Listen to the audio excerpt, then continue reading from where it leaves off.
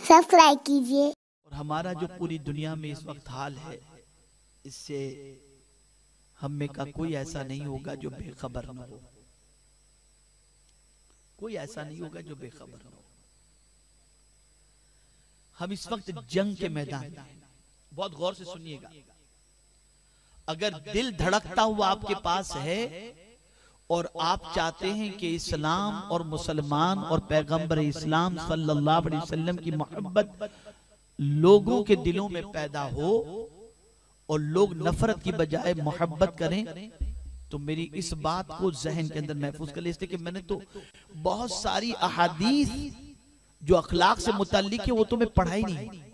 मैं तो सरसरी तौर पर तमीदी गुफ्तगू अभी तक किया हूं, लेकिन चूंकि वक्त कम है तो मैं अपनी गुफ्तगू को समेटते हुए जो मेन चीजें मैं बता दूं। इस वक्त हम जंग में हैं, वॉर के अंदर। पूरी दुनिया में मुसलमान educational war, political war, economical war, propaganda war, character war, ये 5 जंगों में इस वक्त हम गिरफ्तार हैं। एजुकेशन में हमारी सिचुएशन ऐसी है कि सच्चर कमेटी की रिपोर्ट बता रही है कि हम एजुकेशनल कितनी तरक्की पर हैं।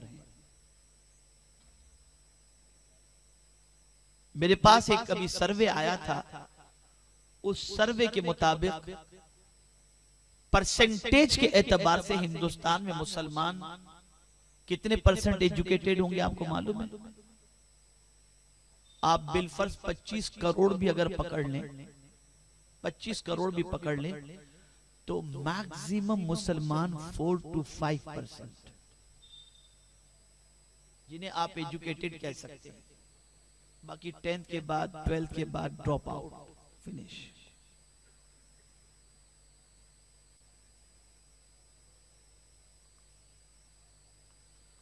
तो एजुकेशनल वॉर के अंदर अगर हम देखें तो दुनिया में दूर तक इस जंग के अंदर हमें इस वक्त तो कामयाबी के कोई आसार नजर नहीं आते।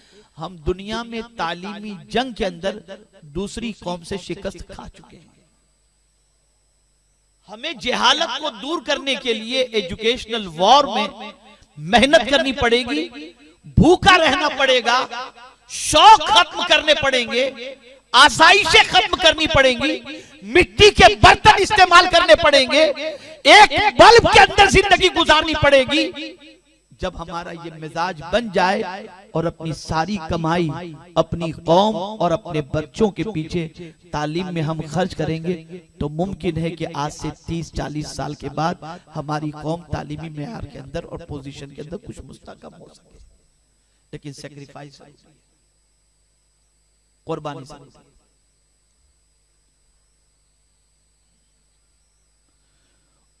तो इस वक्त एजुकेशनल वॉर के अंदर मुसलमान सबसे पसमानदा और सबसे ज्यादा गरीब है। इकोनॉमिकल वॉर के अंदर आप देख लें तो दुनिया में मुस्लिम कंट्री की कोई ऐसी चीज नहीं जो पूरी दुनिया की जरूरत को पूरी करती हो। कोई ऐसी चीज नहीं बनती। आप कहेंगे पेट्रोल तो निकलता है, किसका कब्जा है पेट्रोल पर?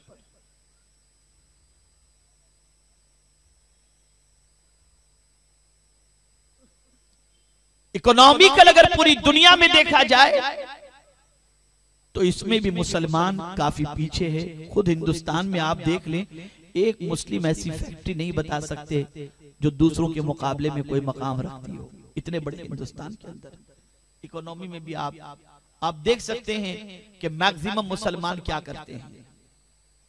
तो इसमें भी आप बहुत पीछे हैं। तीसरी चीज पॉलिटिकल वॉर। तो सियासत के अंदर भी अगर आप देखें तो पूरी दुनिया के अंदर इस वक्त कोई पॉलिटिकल मुस्लिम लीडर ऐसा नहीं और न किसी कोई ऐसी एक कंट्री है जिसके पास वीटो पावर हो। एक भी इस्लामिक कंट्री ऐसी नहीं जिसके पास वीटो पावर हो। पॉलिटिकल वॉर में भी आप पीछे। प्रोपेगेंडा वॉर, तो इलेक्ट्रॉनिक मीडिया हो या प्रिंट मीडिया हो, किसी पर आपका कंट्रोल नहीं है, ना आपका कोई ऐसा मीडिया है। आप देखते होंगे तो वॉइस ऑफ अमेरिका देखते होंगे, आप देखते होंगे तो बीबीसी देखते होंगे, और बाकी जितने चैनल चलते हैं आप देखते होंगे, और सब जानते हैं आप कि वहां जो दिखाया जाता है उसी को मुसलमान तस्लीम करता है। आपकी सच्चाई और हकीकत भी आप दूसरों तक पहुंचाने की ताकत नहीं रख सकते। तो ये 4 जंग ऐसी है जिसमें फिल वक्त तो कोई कामयाबी के आसार नजर नहीं आते। एक जंग ऐसी है जिसमें अगर आप चाहें तो पूरी दुनिया को शिकस्त दे सकते हैं और मकाम पा सकते हैं, और वो है कैरेक्टर वॉर, वो है अखलाकी जंग। आज भी आपको अखलाक संवारने के लिए पैसा खर्च करने की जरूरत नहीं है। मदीने के ताजदार की जिंदगी पढ़ने की जरूरत है। उनकी जिंदगी को पढ़ो और उनके बताए हुए अखलाक को अपना लो, दुनिया तुम्हारे सामने झुकने पर मजबूर हो जाएगी। और कैरेक्टर में इतनी ताकत है, इतनी ताकत है कि जालिम से जालिम इंसान भी जो है ना, कैरेक्टर के सामने सरेंडर हो जाता है, सरेंडर हो जाता है। तो आज जिस टॉपिक का यहाँ के लिए सिलेक्शन किया गया था वो हुजूर के कैरेक्टर ही से मुताल्लिक था, खुल्क़े अज़ीम ही से मुताल्लिक था। मैं अपने सारे बच्चों से कहूंगा, सारे भाइयों से कहूंगा, ख़वातीन इस्लाम अगर सुन रही हो तो उनसे भी मैं कहूंगा, आप अगर माह रबीउन नूर में हुजूर की बारगाह में दुरूद शरीफ का तोहफा पेश करते हो, बहुत अच्छा है। तिलावत कुरान मुक़द्दस का तोहफा नजर करते हो, बहुत अच्छा है। आप अगर आकाए करीम सल्लल्लाहु अलैहि वसल्लम की मोहब्बत में लाइटिंग करते हो, बहुत अच्छा है। आप आकाए करीम सल्लल्लाहु अलैहि वसल्लम की मोहब्बत में जुलूस निकालते हो, बहुत अच्छा है। आप आकाए करीम सल्लल्लाहु अलैहि वसल्लम की मोहब्बत में और उनकी विलादत की खुशी में जिक्र की महफिल सजाते हो, बहुत अच्छा है। लेकिन बहुत अच्छी चीज सब में यह है कि आप इस महीने में अहद करो, इरादा करो कि अब हम किसी हीरो हीरोइन के अखलाक को नहीं अपनाएंगे, मदीने के ताजदार के अखलाक को अपनाएंगे।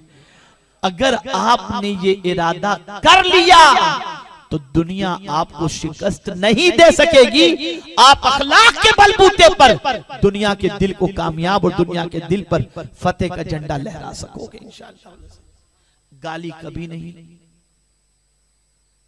गुस्से पर कंट्रोल, माफ करने की आदत, ये सारी चीजों को अपनाओ। सब्र अपने अंदर पैदा करो, जहां तक हो सके कंप्रोमाइज आपस में गुलामाने रसूल करो और अपनी जिंदगी को गुजारो। मेरे प्यारे आका सल्लल्लाहु अलैहि वसल्लम के प्यारे दीवानों,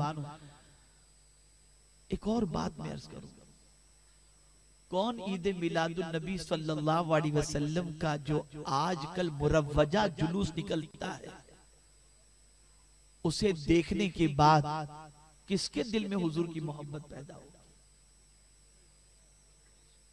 ये इधर पट्टियां बंदी हैं, झूम रहे हैं, डांस कर रहे हैं, डीजे बज रहा है, ये क्या कर रहे हो आप? किसके जुलूस में निकले हो आप?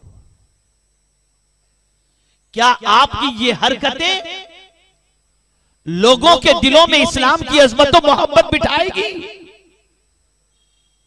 नबी का गुलाम जब चलता है ना, तो उसकी चाल को देखकर लोगों के दिलों के अंदर उसकी मोहब्बत बैठ जाया करती है।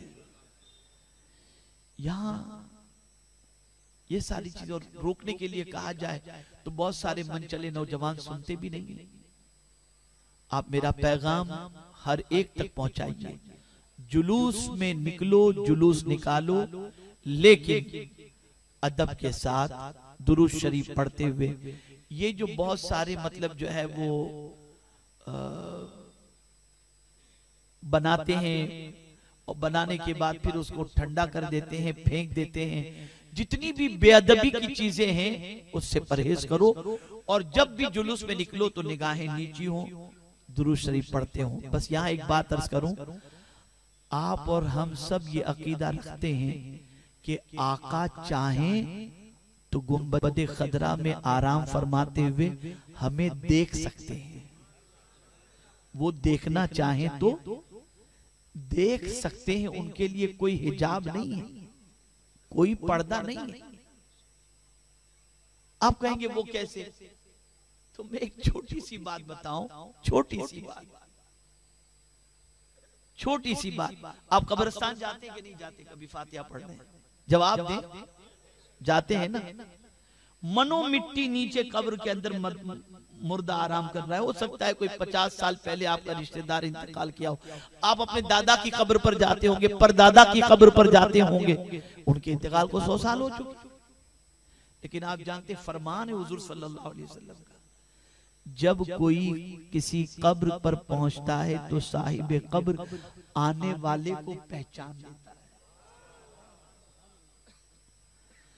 और हम ऊपर से सलाम करते, कब्रिस्तान में एंटर हुए, अस्सलामु अलैकुम या अहलल कुबूर अंतुम सल्फुना व नहनु बिल अथर यगफिरुल्लाहु लना व लकुम। तो फरमाया गया तुम्हारे सलाम को कब्र वाला सुनता है। तवज्जो चाहूंगा, गौर से सुनिएगा। सलाम को कौन सुनता है? भाई अगर कोई सलाम ना सुनता हो तो करने की जरूरत ही क्या है? सुन्नत यह है कब्रिस्तान जाओ तो सलाम करो। मरा हुआ मुर्दा 100 साल पुराना तुम्हारे सलाम को सुन रहा है। लेकिन हैरत की बात है, तुम जिंदा हो, वो जवाब देता है, तुम नहीं सुनते।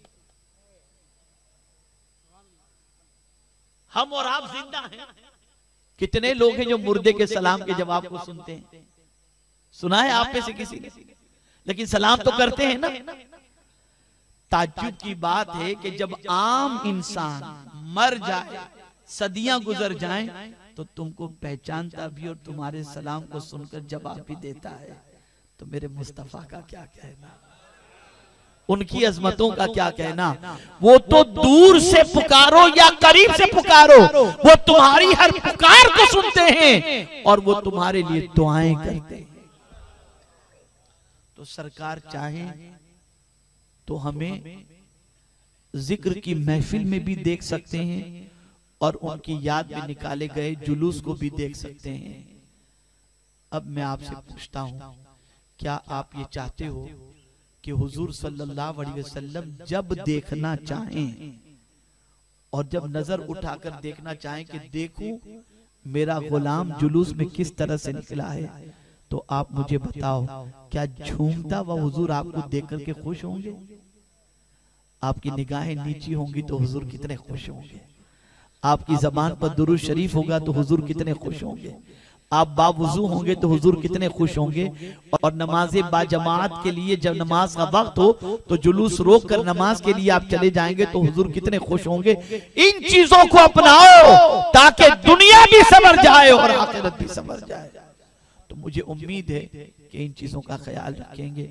अल्लाह रब्बुल इज्जत जल्ल जलालहू आक़ाए करीम सल्लल्लाहु अलैहि वसल्लम के सदक़ो तुफ़ैल हर किस्म की बेहयाई बुराई से मुसलमानों को बचने की तौफीक नसीब फरमाए और हम सबको अच्छे अखलाक को अपनाने की तौफीक नसीब फरमाए। मैं इस पूरे 12 रबीउन नूर के मुक़द्दस मौके पर जहां जहां भी इस वक्त तकरीर कर रहा हूँ, हुजूर की खुल्क़ अजीम ही पर बोल रहा हूँ। अलग अलग टॉपिक को लेकर, अलग अलग सरकार के खुल्क़ को लेकर के गुफ्तगू कर रहा हूँ, इसलिए कि मैंने महसूस किया कि अगर उम्मत मुस्लिमा के अखलाक संवर गए तो इसकी वजह से कुछ तो उम्मत मुस्लिमा की इज्जत जरूर बन जाएगी। अल्लाह सबको तौफीक नसीब फरमाए। वमा अलैना इल्लल बलागुल मुबीन। अस्सलामु अलैकुम व रहमतुल्लाहि व बरकातुहू। एक और बात खास तौर पर समाअत फरमाएं कि ईद मिलादुन नबी सल्लल्लाहु अलैहि वसल्लम के मौके पर एक दूसरों को सरकार सल्लल्लाहु अलैहि वसल्लम की मोहब्बत में तोहफे दें। और सबसे बेहतरीन तोहफा यह है कि हुजूर की सीरत पर किताबें तोहफे के अंदर दें, ताकि लोग उन किताबों को पढ़कर आका की मोहब्बत अपने दिल में पैदा करें। बहुत सारी किताबें यहाँ पर जो है वो लेकर के आए हैं। एक है इमाम अहमद रजा और फिक्र आखिरत, बहुत अहम किताब है, इसे भी आप देख सकते हैं। और एक बहुत बेहतरीन किताब है प्रोफेसर मसूद अहमद साहब की, सीरत रसूल और हमारी जिंदगी। इस किताब को जरूर आप लें और इस किताब को भी आप पढ़ें। और हुजूर सल्लल्लाहु अलैहि वसल्लम की बेटियां, ये किताब भी जरूर खरीदें। और मुस्लिम नॉन मुस्लिम सबको देने के लिए बेहतरीन किताब है पैगंबर रहमत सल्लल्लाहु अलैहि वसल्लम। इसमें अमन की डेफिनेशन और सरकार सल्लल्लाहु ताला अलैहि वसल्लम की तालीमात में भी कितनी रहमतें हैं, इससे मुतालिक इसमें सारी बातें बहुत सारी बातें मौजूद हैं। आप जाते हुए इस किताब को हासिल करें और दूसरों तक पहुंचाएं। और इसी तरीके से एक मुसलमान के दूसरे मुसलमान पर कितने हुकूक हैं, 6 हुकूक हैं। वो 6 हुकूक कौन से हैं वो इस कैलेंडर के अंदर मौजूद हैं। तो आप कैलेंडर में तारीख भी देखोगे और आकाए करीम सल्लल्लाहु अलैहि वसल्लम ने जो एक मुसलमान के लिए दूसरे मुसलमान के सिलसिले में हुकूक मुतय्यन फरमाए हैं, उन हुकूक की मालूमात भी हासिल होगी। हमारे वीडियो को लाइक शेयर जरूर करिए।